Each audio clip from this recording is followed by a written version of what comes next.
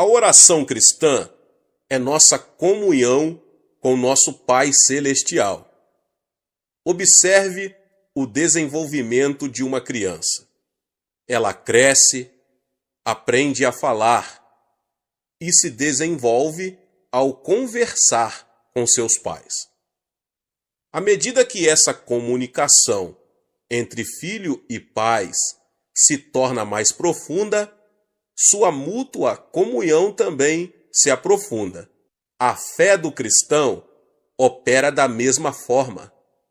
Quando recebemos a Jesus Cristo como nosso Salvador e Senhor, nascemos espiritualmente.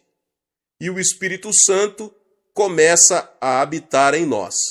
Uma das primeiras coisas que ele nos ensina é como orar.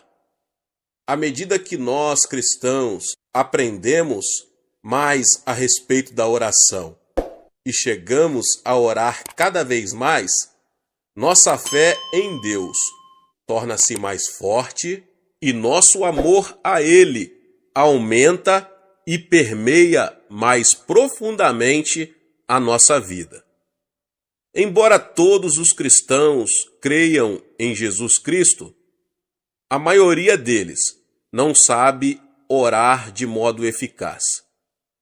É por isso que não crescem corretamente na fé. Pelo contrário, sua experiência e vida cristãs permanecem na etapa infantil. Por isso, meus irmãos e irmãs, conclamo todos os cristãos a que aprendam a orar. A maioria dos cristãos tem o desejo forte de orar com eficácia, mas não sabe nem começar.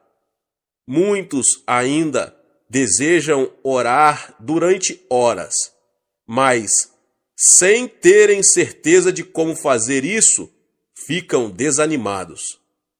Quero ajudar esses cristãos a orar bem e, por isso, estou ministrando a todos vocês. Quanto mais tempo a pessoa ora, tanto mais profundamente poderá experimentar a dimensão espiritual e nela viver. Multidões de cristãos não conseguem orar mais de 10 ou 15 minutos. Esses cristãos nem imaginam o que é orar durante meia hora, 1 hora ou 3 horas. Mas quando a pessoa pratica a oração e se disciplina bem, consegue orar horas a fio. Eu, pessoalmente, desejo que todos os cristãos se capacitem para fazer orações mais profundas e prolongadas. Quando eu era um cristão na etapa da infância, eu também não conseguia orar por muito tempo. Então, à medida que crescia na minha fé cristã e também no decurso dos meus anos de ministério, eu passei a usufruir períodos mais profundos e prolongados de oração. E vim a entender e reconhecer a suprema importância da oração. Através da disciplina, capacitei-me a orar por períodos longos e minha vida de oração aprofundou-se. Quando dei início a uma igreja em 1958, orava cerca de 5 horas por dia. Nisso, estava incluída a oração de manhã cedo, meu horário de oração pessoal no meio da manhã, meu período de oração no meio da tarde e minhas orações ao anoitecer. Parecia-me que eu orava continuamente. Hoje, ainda mantenho um período de oração no mínimo de 1 hora por dia, chegando até 3 horas por dia. E por isso dou toda a glória a Deus. Sem orar esse tanto, eu não poderia receber poder espiritual suficiente para ministrar às pessoas. Mediante a oração, o Senhor me reveste de poder e posso continuar o meu ministério. Espero com toda a sinceridade que todos os crentes em Cristo orem com mais eficácia e passem mais tempo em oração. Como o cristão consegue orar conforme deve orar? Para orarmos de modo profundo e eficaz durante períodos mais longos, segundo o nosso desejo, devemos tentar descobrir as melhores maneiras de orar. Devemos estudar bem outros métodos e planejar as nossas orações com toda a sinceridade. Mas se não orarmos com fervor e eficácia, nunca conseguiremos orar da maneira que almejamos. Desejo compartilhar com vocês vários métodos que uso em minha vida própria de oração. Gostaria de ajudá-lo a edificar sua própria vida de oração de modo profundo, eficaz e satisfatório. Se eu comparasse a oração a um passeio a pé, a oração de estilo livre seria como caminhar livremente, sem ter em mente nenhum lugar planejado para ir. Conforme meus pés me iriam levando, simplesmente andaria e então voltaria para casa. De forma semelhante, trata-se de orar a Deus segundo meu coração vai livremente em direção a Ele, sem nenhum roteiro específico de oração, para servir de ajuda. A oração de estilo livre é feita por muitos cristãos. Boa parte da oração congregacional é feita dessa maneira, mas embora haja mérito em orar livremente, conforme a pessoa deseja, a distração ou falta de atenção pode chegar a ser uma desvantagem. Há também certa dificuldade em orar, porque em breve, você ficará sem assuntos de oração. A oração de estilo livre é boa quando você tem pouco tempo e, apesar disso, deseja eficácia. Devemos, porém, ser vigilantes na oração de estilo livre para evitar o tipo de oração que começa com o nosso próprio monólogo de pedidos, dá-me, dá-me. Lembre-se de que estamos falando com nosso Pai Celeste, digno de reverência, temor, que criou os céus e a terra. Devemos então preparar o nosso coração quando nos aproximamos do trono do nosso Pai.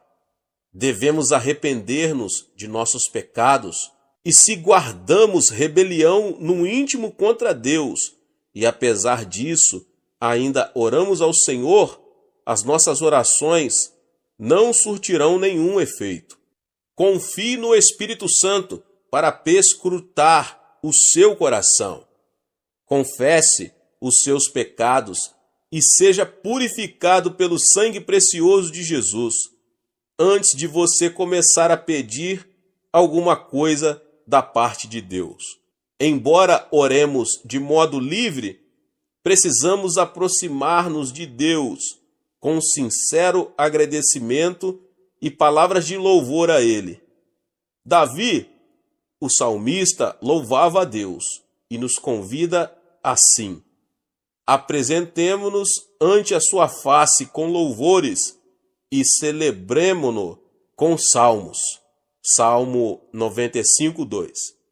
Devemos lembrar-nos da graça de Deus e de suas bênçãos derramadas sobre nós no passado e agradecê-lo. Devemos também louvá-lo com a alegre expectativa de que Ele, porque nos ama, atenderá às nossas orações. Somente poderemos orar bem quando estivermos sendo guiados pelo Espírito Santo.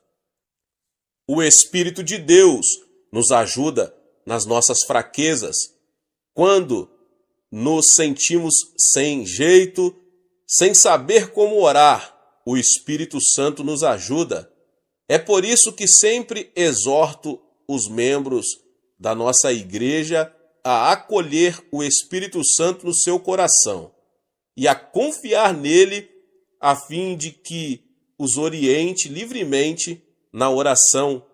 O Espírito Santo é uma pessoa digna de reverente temor. Ele é o nosso Consolador, que em nós habita e que deseja ardentemente ajudar-nos. À medida que dependermos do Espírito Santo ao orar, poderemos realmente desfrutar de tempos maravilhosos de oração de estilo livre, porque o Espírito ora por nós. Durante o culto de adoração na igreja, ou durante um curto período de oração devocional em particular, esse tipo de oração de estilo livre é de grande benefício para a sua vida. Portanto, ore em todo o tempo. Abra sua boca, fale com o seu Pai, o Todo-Poderoso, que ouvirá a sua oração em o nome de Jesus. Deus abençoe a sua vida, você que ouviu essa palavra, em o nome de Jesus. Você que ainda não é inscrito aqui no canal, se inscreva no canal e ative o sininho das notificações para você não perder os vídeos que são postados aqui no canal todos os dias. Deixe também o seu like e não esqueça de compartilhar este vídeo com mais pessoas. Nos vemos nos próximos vídeos. Amém. Deus abençoe. Tchau, tchau. Deus disse a Moisés o seguinte: de lá buscarás ao Senhor teu Deus, e o acharás, quando o buscares de todo o teu coração e de toda a tua alma. Deuteronômio 4:29. O homem foi criado com o impulso de buscar comunhão com Deus. Existe nele um vazio que não pode ser preenchido com nada, a não ser uma genuína comunhão com Deus. Por mais que ele adquira coisas, elas nunca poderão tomar o lugar dessa comunhão, que preenche a própria essência do ser, dando-lhe um objetivo para a vida e alimentando sua alma. Deus criou Adão e instilou nele o fôlego da vida. Ele foi um ser físico antes de ser espiritual. Esta dimensão espiritual lhe deu a capacidade de manter comunhão e intercâmbio com Deus no meio do jardim, na virada do dia. Ao pecar, o homem perdeu essa possibilidade. Mas Deus ainda desejava manter comunhão com ele, e então tomou a iniciativa em Abrão. Este veio a ser o pai, Abraão, de todos os fiéis que iriam ter a oportunidade de manter comunhão com Deus. Mais tarde, Deus manifestou sua presença física na terra, através do tabernáculo de Moisés. Contudo, com poucas exceções, só o sumo sacerdote podia entrar na terceira divisão do tabernáculo, que era chamado o Santo dos Santos. No reinado de Davi, assim que ele foi aclamado rei de Israel, a primeira coisa que fez foi mandar trazer para o local de culto de Israel a Arca da Aliança, que era símbolo da presença de Deus. Entretanto, ao invés de recolocá-la ao tabernáculo, ele deveria, por ordem de Deus, erigir uma casa própria em Sião, onde Davi morava. Pois o Senhor escolheu a Sião, preferiu-a por sua morada. Salmos 132:13. Em Sião, Deus teria um contato direto com Israel e manteria comunhão com seu povo. Todavia, a adoração que o povo prestava a Deus voltou a assumir um estilo ritualístico. E Deus, mais uma vez, tomou a iniciativa de restaurar a comunhão com o homem, vindo ao mundo na pessoa de Jesus Cristo. Hoje, na era da Igreja, Deus nos deu o Espírito Santo, para que pudéssemos manter comunhão com o Pai e o Filho. Jesus disse: Ele me glorificará, porque há de receber do que é meu e vô-lo-á de anunciar. Tudo quanto o Pai tem é meu, por isso é que vos disse que há de receber do que é meu e vô-lo-á de anunciar. João 16, 14 e 15. E depois ele diz mais: aquele que tem os meus mandamentos e os guarda, esse é o que me ama, e aquele que me ama será amado por meu Pai, e eu também o amarei e me manifestarei a ele. João 14, 21. E no versículo 23 ele diz: se alguém me ama, guardará a minha palavra, e o meu Pai o amará, e viremos para ele e faremos nele morada. A oração como petição é muito importante para obtermos as coisas de que precisamos. Mas orar não é apenas pedir, é mais que isso. Jesus disse: buscais e achareis. Deus não é um mero depósito de bens, de onde retiramos tudo o que precisamos, por mais nobre que seja a nossa motivação. Ele é um ser vivo que deseja manter comunhão conosco. Mas vem a hora, e já chegou, em que os verdadeiros adoradores adorarão o Pai em espírito e em verdade, porque são estes que o Pai procura para seus adoradores. João 4, 23. Portanto, o outro nível de oração, que vem depois da oração de petição, é buscar. Isso não implica supressão da petição. O maior não suprime o menor, mas o menor está sempre incluído no maior. O apóstolo Paulo levou uma vida de oração e comunhão com Cristo. Ele dá o seguinte testemunho à igreja de Filipos: mas o que para mim era lucro, isto considerei perda por causa de Cristo.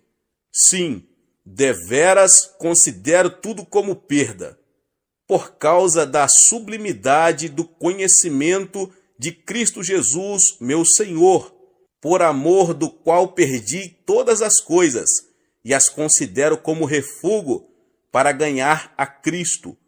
Filipenses 3, 7 e 8. Como é que Paulo pôde ganhar a Cristo? Sabemos que a salvação é um dom de Deus, pela graça, mediante a fé.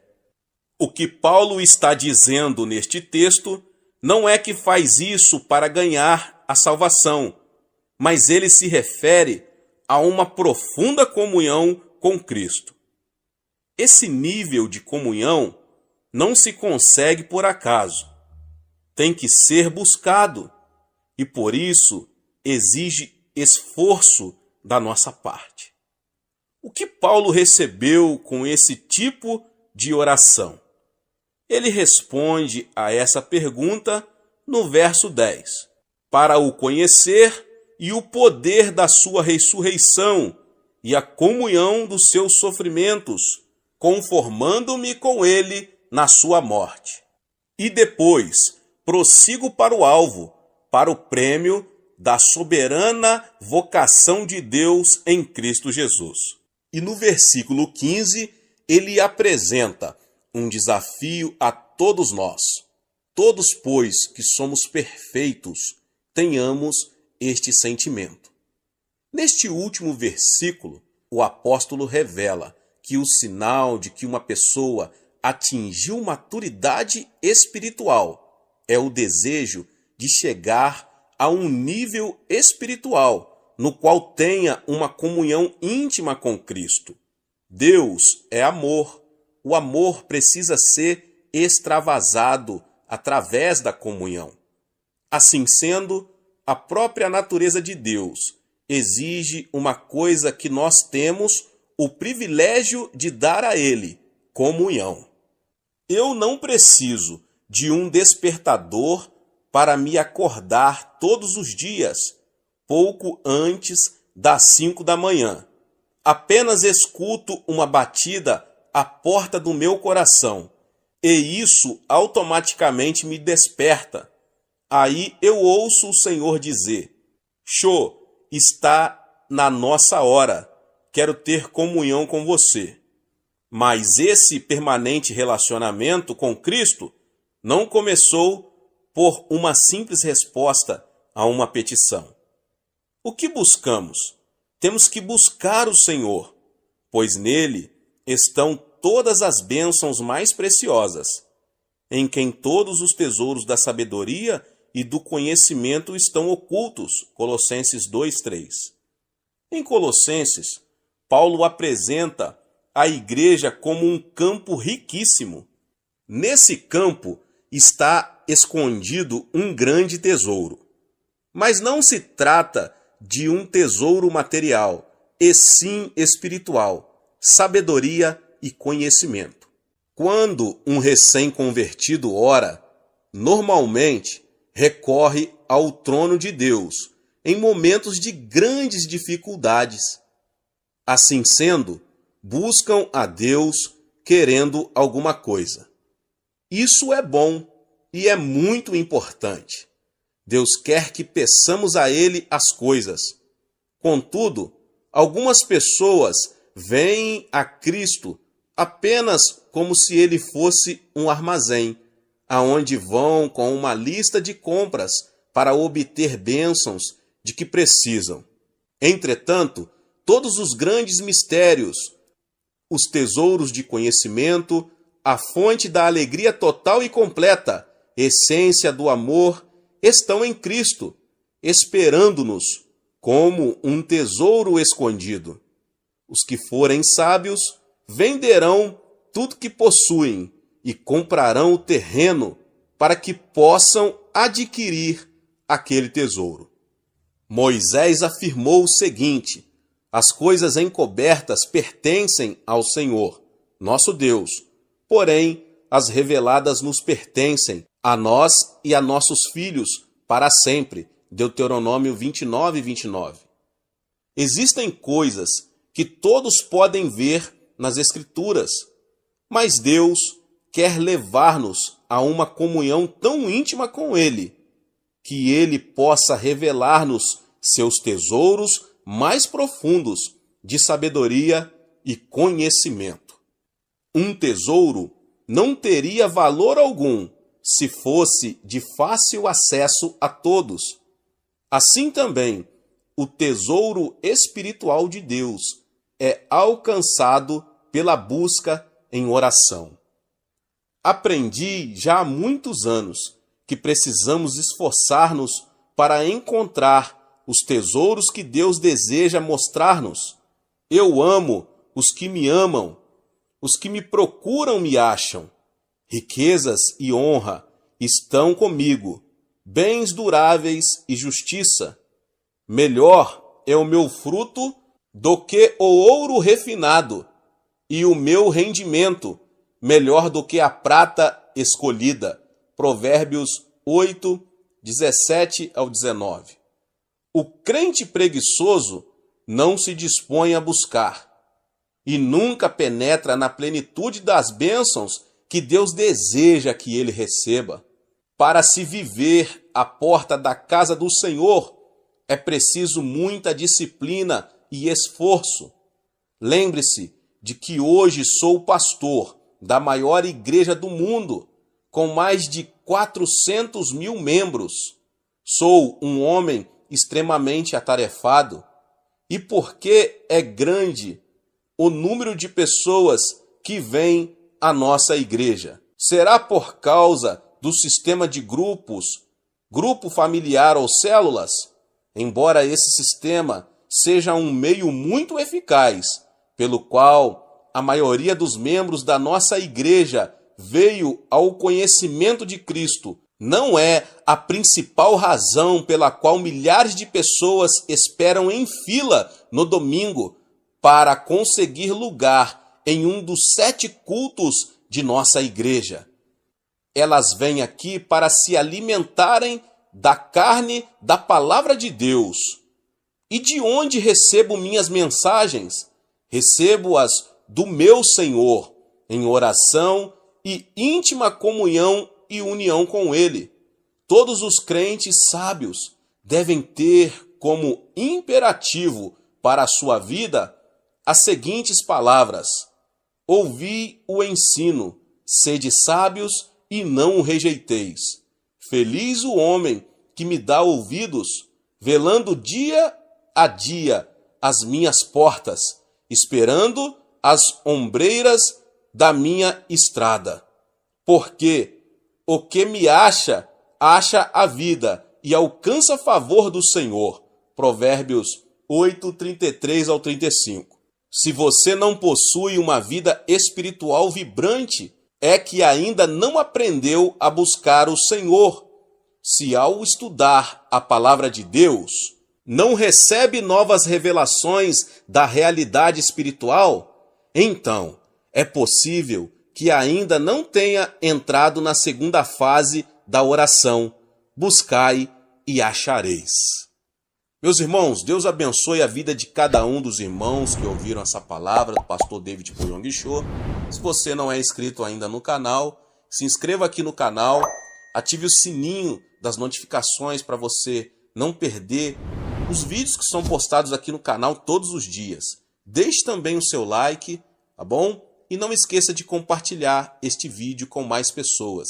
Nos vemos nos próximos vídeos. Amém.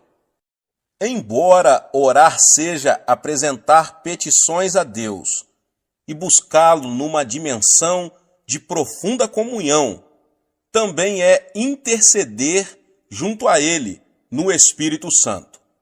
Então, a oração de intercessão é o terceiro nível de oração, no qual participamos da compaixão de Cristo por uma pessoa, uma circunstância, uma necessidade em alguma parte do mundo.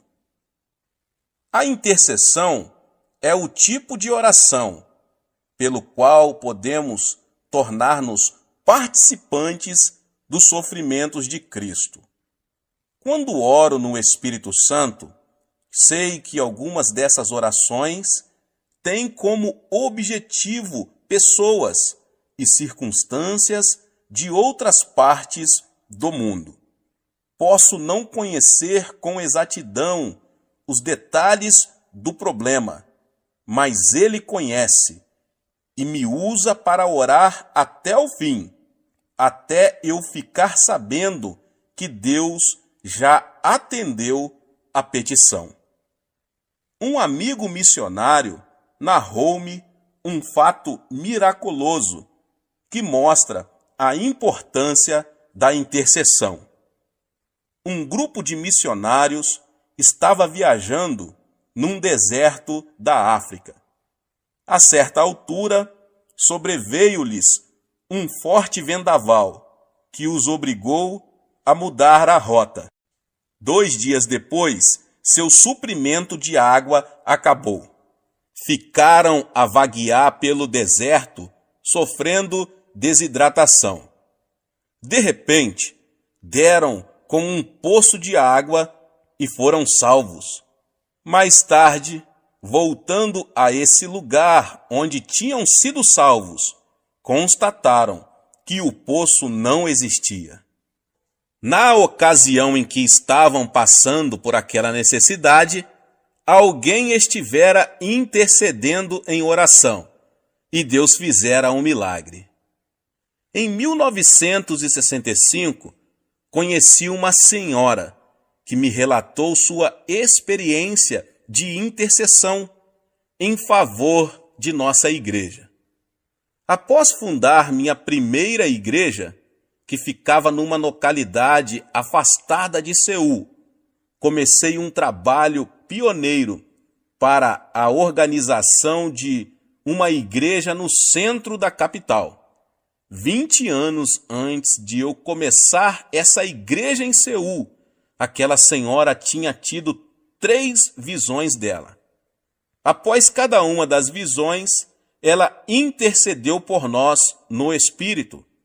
Na ocasião em que ela orava, 1944, o país ainda estava debaixo da ocupação japonesa e não havia ainda qualquer plano acerca da igreja.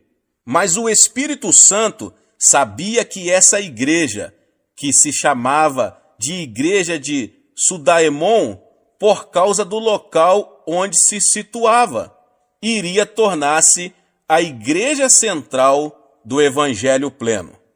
Deus usou aquela senhora fiel numa oração de intercessão para levar o Espírito Santo a pairar sobre essa área muitos anos antes que a visão viesse a se concretizar. E quando o Espírito paira sobre uma região, ele tem consigo toda a dinâmica da vida, assim como uma semente, no plano material, tem consigo a vida e dá origem a ela. Esse ponto é muito importante, e por isso que desejo estender-me um pouco mais nele. Na concepção de uma criança, o óvulo da mãe e o espermatozoide do homem já trazem consigo um complexo código, que é, na verdade, uma estrutura básica do que aquele indivíduo será no futuro, determinado por esse código genético. Quando o Espírito Santo produz vida, grande parte da dinâmica dessa vida é determinada pela vontade de Deus e implementada pelo Espírito Santo. Em 1944, ninguém imaginava que no futuro Deus ergueria no centro de Seul uma igreja que seria o meio pelo qual toda a nação coreana iria receber o Evangelho. Mas o Espírito Santo sabia, pois conhece a mente de Deus. Por isso, ele despertou uma fiel intercessora que iria orar no Espírito 20 anos antes de tornar-se evidente a realidade pela qual intercedia. Essa senhora viu a igreja, viu que ela seria a maior igreja do mundo. Ela teve a mesma experiência de Simeão e Ana, em Lucas, no capítulo 2. Eles reconheceram que a criança que se achava diante deles naquele momento e que tinha apenas 8 dias de nascida, seria o Messias de Israel. Agora, quais são as qualidades de um intercessor? Simeão constitui um exemplo perfeito das qualidades que o intercessor deve possuir. Em primeiro lugar, ele era um homem de oração. A pessoa que quiser entrar no ministério de intercessão tem que ser dedicada à oração. Em segundo lugar, ele era paciente. A Bíblia diz que Simeão aguardava a consolação de Israel, enquanto a maioria das pessoas aguardava uma solução política. Ele sabia que a solução para o problema do povo de Israel seria espiritual. Assim sendo, poderia esperar muitos anos para ver a resposta de suas orações. Em terceiro lugar, ele era cheio do Espírito Santo. Só uma pessoa que possui o Espírito Santo pode suportar o peso da oração da intercessão. Em quarto lugar, ele confiava. Simeão tinha recebido a revelação de que veria a resposta de suas orações antes de morrer. Então ele passou a ir ao templo todos os dias, fielmente durante anos e anos, até que chegou finalmente a ocasião em que Cristo foi apresentado ali. Em quinto lugar, ele era um homem de visão. A profecia que ele fez sobre o Cristo menino deixou José e Maria maravilhados. Portanto, ele estava enxergando a realidade de Cristo, mais do que a própria mãe dele e do que o pai adotivo. Antes do nascimento de Cristo, o Espírito Santo tinha levantado 2 intercessores fiéis. Eles passaram muitas horas jejuando e orando sobre a vinda do Messias. E Deus permitiu que vivessem até ver a resposta de suas petições. Desse modo, seu ministério de intercessão foi registrado para sempre nas Escrituras. A oração de intercessão é necessária para o cumprimento da vontade de Deus. Isso não quer dizer que Deus seja capaz de realizar sua vontade sozinho, mas ele resolveu incluir nossa participação na realização dela. Assim sendo, aqueles que assumem um ministério de intercessão, na verdade, se tornam partes integrantes da realização dos planos e propósitos de Deus. Agora, por que a intercessão é necessária? Antes de analisarmos a necessidade da intercessão, devemos ver o que nós, discípulos de Cristo, somos nessa terra. Nós somos o sal da terra. Mateus 5,13. O sal dá sabor aos alimentos, aos quais é adicionado. Jó disse o seguinte: comer-se-á sem sal o que é insípido? Jó 6,6. A igreja deve ter na terra a mesma função do sal. Nossa presença na terra impede que Deus destrua este mundo pecaminoso, como destruiu Sodoma e Gomorra. Assim, ele coloca sobre nós a responsabilidade do retardamento do juízo final, dando mais tempo aos homens para que aceitem ou rejeitem a Jesus Cristo como Salvador. Da mesma forma, somos embaixadores de Cristo. Assim, somos enviados como representantes oficiais de nosso governo, o Reino de Deus, para apresentar seus interesses em um país estrangeiro. Quando 2 governos estão em guerra, a primeira coisa que fazem é retirar seus embaixadores. Portanto, o fato de permanecermos nesta terra significa que Deus ainda está suportando o pecado do mundo e ainda há tempo para se pregar o Evangelho. Mas o sal também restringe o processo da deterioração. Antes de existirem geladeiras, as pessoas que viajavam também tinham que cobrir de sal a carne que levavam, para que ela não se estragasse. O espírito do anticristo já está em operação na terra desde o 1º século. João escreveu o seguinte: e todo espírito que não confessa a Jesus não procede de Deus. Pelo contrário, este é o espírito do anticristo, a respeito do qual tendes ouvido que vem e presentemente já está no mundo.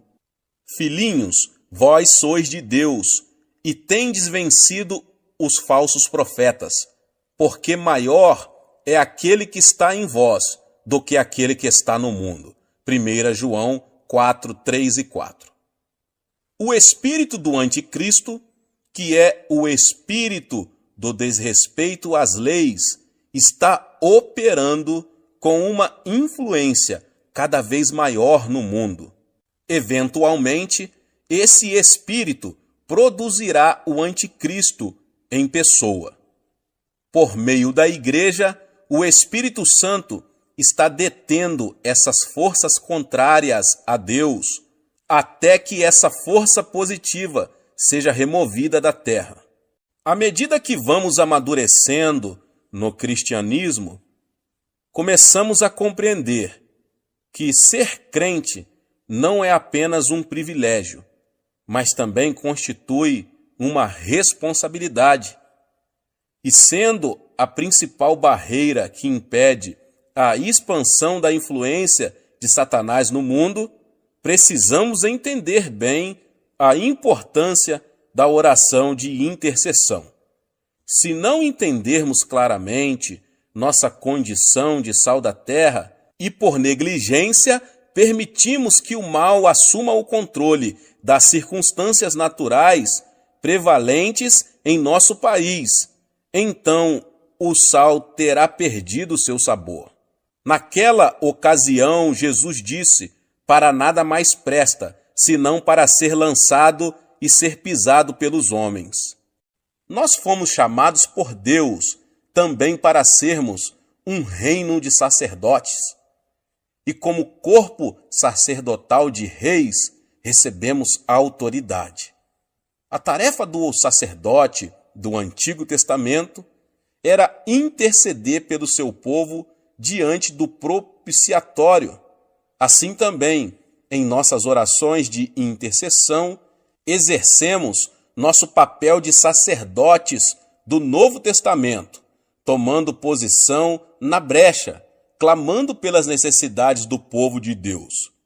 Deus determinou que seus filhos governem conjuntamente com Cristo. Ele não governa sobre nós, eximindo-nos de responsabilidades, mas ele nos delegou autoridade para assisti-lo em seu governo na terra. E pôs todas as coisas debaixo dos pés, e para ser o cabeça sobre todas as coisas, o deu à igreja, a qual é o seu corpo, a plenitude daquele que a tudo enche todas as coisas. Efésios 1, 22 e 23. E no capítulo 2, Paulo amplia sua explanação de nosso papel como governantes, e juntamente com ele nos ressuscitou e nos fez assentar nos lugares celestiais em Cristo Jesus. No exercício da autoridade espiritual, o conhecimento e sabedoria humanos que possuímos são vivificados pelo Espírito Santo, mas possuímos também conhecimento espiritual, que ultrapassa nosso conhecimento natural. Esse tipo de conhecimento nos é dado pelo Espírito Santo. O texto do Antigo Testamento mais citado no Novo é o Salmo 110. Vamos analisar atentamente este salmo para vermos como nossa autoridade pode ser empregada na oração de intercessão. Disse o Senhor ao meu Senhor: assenta-te à minha direita, até que eu ponha os teus inimigos debaixo dos teus pés. O Senhor enviará de Sião o cedro do seu poder, dizendo: domina entre os teus inimigos. Apresentar-se-á voluntariamente o teu povo no dia do teu poder, com santos ornamentos, com o orvalho emergindo da aurora, serão os teus jovens. O Senhor jurou e não se arrependerá. Tu és sacerdote para sempre, segundo a ordem de Melquisedeque. O Senhor, à tua direita, no dia da sua ira, esmagará os reis. Ele julga entre as nações, enche-as de cadáveres, esmagará cabeças por toda a terra. De caminho, bebe na torrente e passa de cabeça erguida. Nesse importante salmo, Cristo é apresentado como o supremo governante da terra e como sumo sacerdote, segundo a ordem espiritual de Melquisedeque. O autor do livro de Hebreus amplia mais o papel de Cristo como sacerdote espiritual, vivendo para sempre para interceder por eles. O governo de Cristo se revestirá de características bem peculiares, pois que governará sobre seus inimigos. Davi, quando era rei, no meio de seus inimigos, possuía um trono físico. Assim também, Cristo, que se acha no pleno controle de tudo, sem contudo possuir os tronos físicos do poder terreno. Assim sendo, a maneira pela qual o mundo experimenta o domínio de Cristo nas atuais circunstâncias é pelo exercício da autoridade da Igreja. Agora que já entendemos nossa posição espiritual neste mundo, como sal da terra, sacerdotes reais e coparticipantes do governo de Cristo, vejamos como funciona a intercessão e por que ela é necessária. Como vimos na oração que Daniel fez, Satanás faz oposição à vontade de Deus, não somente naquilo que diz respeito à igreja, mas em tudo que se relaciona com o mundo. Tendo recebido autoridade sobre esta era, Satanás é chamado de o Deus deste século. Ele dirige todo o seu poder contra o povo de Deus, que, como já vimos, é chamado a exercitar a autoridade de Cristo. Sabendo que a igreja é o principal obstáculo às suas pretensões na terra, Satanás se esforça para nos devorar como um leão que ruge. Entretanto, o evangelho tem que ser pregado e as nações têm que chegar ao conhecimento de Cristo. Vemos aí dois interesses conflitantes. E como vemos pelo estudo da história, quando há conflito de interesse entre as nações, surgem as guerras. Pela intercessão, o crente passa a exercer sua função sacerdotal, pela qual ele oferece uma base terrena a Deus, para que promova seus interesses.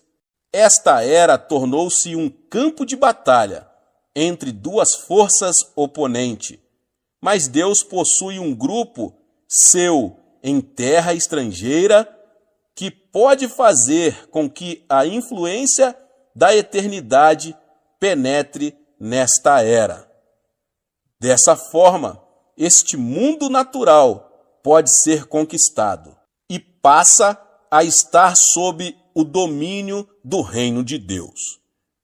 Quando Israel estava guerreando contra seus inimigos, Moisés levantou as mãos, mas na hora em que ele abaixava as mãos, Israel era derrotado. Isso é um símbolo claro da prática da intercessão. Existe um preço na intercessão. Antes de compreendermos o preço da oração intercessória, precisamos entender o sofrimento atual de Cristo. Quando Saulo estava viajando para Damasco, ele viu uma luz fortíssima. Enquanto seus companheiros de viagem ouviam um trovão, ele ouviu claramente uma voz do céu que indagava: Saulo, Saulo, por que me persegues? E a resposta dele foi: Quem és, Senhor? E Cristo respondeu: Eu sou Jesus, a quem tu persegues. Saulo, que mais tarde passou a ser chamado Paulo, nunca pensara que estivera perseguindo a Jesus Cristo. Perseguia apenas a igreja. Contudo, o Senhor não lhe perguntou por que estava perseguindo o seu povo.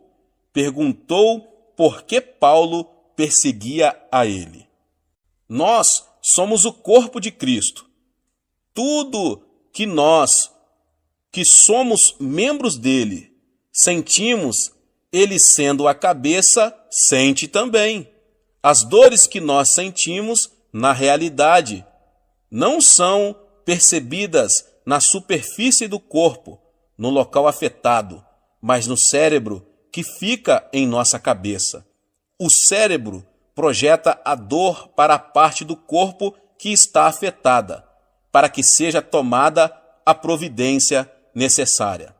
Assim acontece também com o corpo de Cristo. Ele sente tudo o que sentimos, ele sofre o que sofremos, mas sendo a cabeça, o sofrimento dele é mais intenso. É verdade que as pessoas que podem infligir-nos maior sofrimento são as que estão mais perto de nós.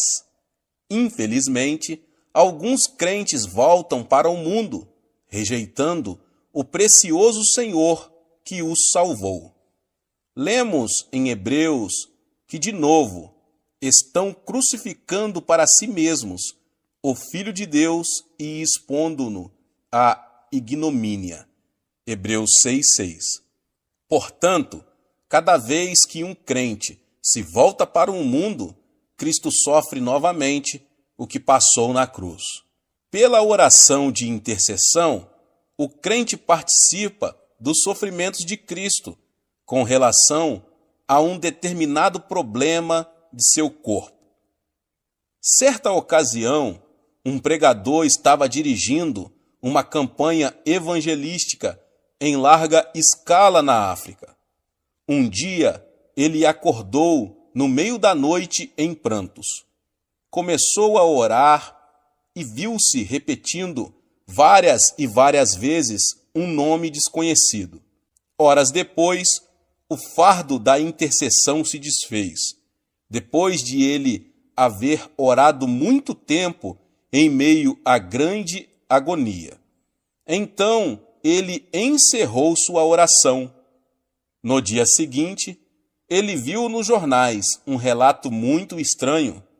Naquela noite, um povoado, cujos habitantes eram cristãos, tinha sido massacrado. O nome do povoado era o mesmo que ele estivera falando na noite anterior, e pelo qual chorava.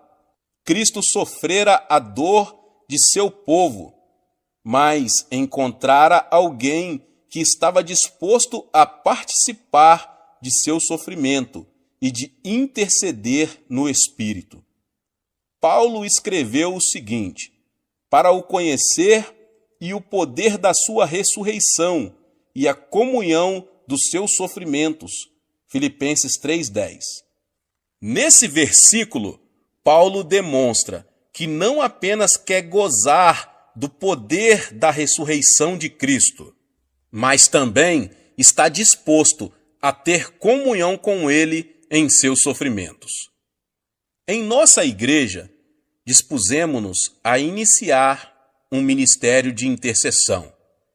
Já aprendemos a exercitar a oração da petição e estamos vendo nossas necessidades serem atendidas. Praticamos também a oração devocional, de modo que gozamos de comunhão com nosso maravilhoso Senhor. Mas estamos ainda mais comprometidos com a oração de intercessão, de modo que estamos presenciando um avivamento em nossa terra e o veremos no mundo todo. Não existe nenhum outro lugar da terra onde se saiba que milhares de pessoas estão jejuando e orando continuamente, entre 3 e 10 mil pessoas. Estamos encarando seriamente a batalha que Deus nos mandou travar. Estamos utilizando com toda seriedade as armas espirituais que nos garantirão a vitória. Sabemos perfeitamente qual é o campo de batalha, o coração de todos os homens do mundo, e estamos convencidos de que partilharemos da vitória final com o Rei da Glória. Quais portas adentramos ao fazer orações de intercessão? Além da sua função comum, como meio de entrada numa casa ou prédio, a porta é usada metaforicamente como entrada para uma experiência espiritual, ou para uma oportunidade. Por isso, Jesus disse: Eu sou a porta. Ele é o meio pelo qual o homem pode chegar ao Pai. Paulo empregou essa palavra como uma entrada para uma oportunidade. Ele disse: Ora, quando cheguei a Troade para pregar o evangelho de Cristo, e uma porta se me abriu no Senhor, não tive, contudo, tranquilidade no meu espírito. 2 Coríntios 2, 12 e 13. Escrevendo à igreja de Filadélfia, João relata esta revelação de Cristo: Conheço as tuas obras, eis que tenho posto diante de ti uma porta aberta, a qual ninguém pode fechar. Apocalipse 3, 8. Mas a porta não é apenas um símbolo de oportunidade para se pregar o evangelho de Jesus a uma comunidade. É também uma oportunidade para uma pessoa, como diz o Senhor: Eis que estou à porta e bato. Se alguém ouvir a minha voz e abrir a porta, entrarei em sua casa e cearei com ele e ele comigo. Apocalipse 3:20. Existem portas de acesso às nações e grupos étnicos que podem ser abertas. Assim que ela se abre, essas pessoas podem receber fé e crer. Ali chegados, reunida a igreja, relataram quantas coisas fizera Deus com eles e como abrira aos gentios a porta da fé. Atos 14, 27. Entrar numa dessas portas de oportunidade implica enfrentar oposição espiritual por parte dos principados e potestades que impedem que as nações recebam o evangelho e o aceitem. Porque uma porta grande e oportuna para o trabalho se me abriu, e há muitos adversários. 1 Coríntios 16, 9. Somente o Senhor Jesus Cristo pode abrir uma porta que está fechada para o evangelho. Ora, quando cheguei a Troade para pregar o evangelho de Cristo, e uma porta se me abriu no Senhor. 2 Coríntios 2, 12. Como podemos conseguir que se abram as portas da fé e da oportunidade? Já vimos que é Cristo quem abre essas portas. Contudo, Deus nos tornou membros do corpo dele. Isso significa que a cabeça tomou a deliberação de atuar na terra através de seu corpo.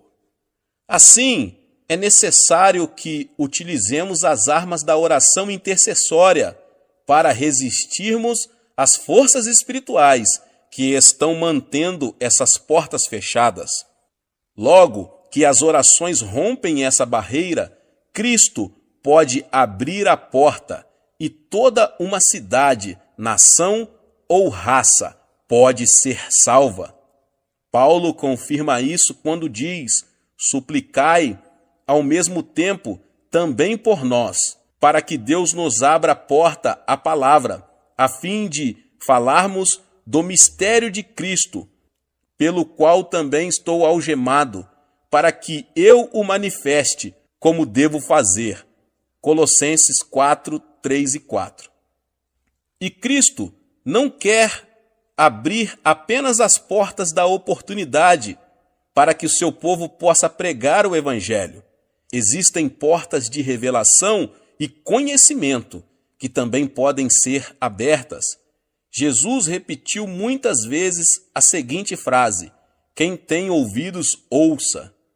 Essa afirmação, dirigida às igrejas do Apocalipse, nos capítulos 2 e 3, nos mostra que muitas vezes não entendemos o que ouvimos.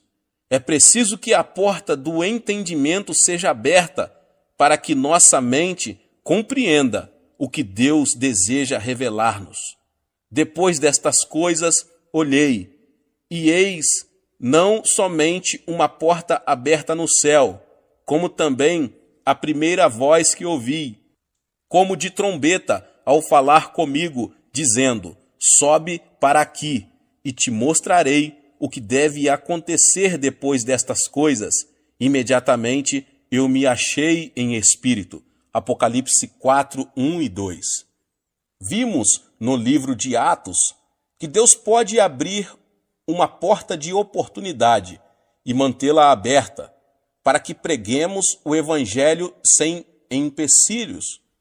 Paulo tinha sido acusado formalmente e conduzido a Roma,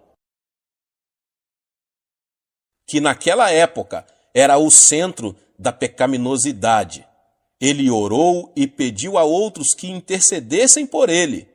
Por fim, abriu-se ali uma porta, pois 2 anos permaneceu Paulo na sua onde recebia todos os que o procuravam, pregando o reino de Deus e com toda a intrepidez, sem impedimento algum, ensinava as coisas referentes ao Senhor Jesus Cristo. Atos 28, 30 e 31. E assim termina o livro de Atos. É importante observar que o Espírito Santo encerra o livro, como que deixando uma porta aberta. Naturalmente, muita gente sabe que o livro não tem um fecho gramatical bem definido. Podemos deduzir isso, já que Lucas, sendo médico, deveria ter um bom domínio do grego, que ele ainda está sendo escrito, pois a igreja ainda está realizando os atos do Espírito Santo. Embora saibamos que, ao final, Paulo foi executado, o fato é que a história oficial da igreja primitiva conclui com uma nota positiva. Depois que Deus abre a porta da oportunidade espiritual, ninguém pode proibir a pregação do Evangelho. Deus pode, inclusive, bloquear a oposição que emana de nossos próprios irmãos em Cristo. É uma pena que tenhamos de desperdiçar tantas energias devido à falta de unidade dentro da igreja. Em vez de o povo de Deus lutar contra vosso verdadeiro inimigo, o diabo, muitos se opõem uns aos outros. Contudo, pode haver uma porta aberta que atue de forma de bloqueio para a oposição que brota de dentro. Paulo experimentou isso em Atos 28. Então, eles disseram: nós não recebemos da Judéia nenhuma carta que te dissesse respeito. Também não veio qualquer dos irmãos que nos anunciasse ou dissesse de ti mal algum. Portanto, está claro que o que os crentes do mundo inteiro precisam entender e começar a fazer é atuar nesse terceiro nível da oração, a intercessão. Bata e a porta se abrirá. Como já afirmei, não podemos fazer uma distinção muito exata entre os 3 tipos de oração. Podemos fazer petições, ter comunhão e intercessão no mesmo momento de oração. É difícil interceder sem ter comunhão com Cristo. Nossas petições serão mais eficazes na comunhão. E a intercessão implica fazer petições e ter comunhão. Contudo, se entendermos mais claramente esses 3 tipos de oração, poderemos orar com maior eficiência. Quando novos convertidos, encaramos a oração como um meio pelo qual podemos receber bênçãos de Deus. Com o passar do tempo, vamos amadurecendo espiritualmente e desejamos mais que isso.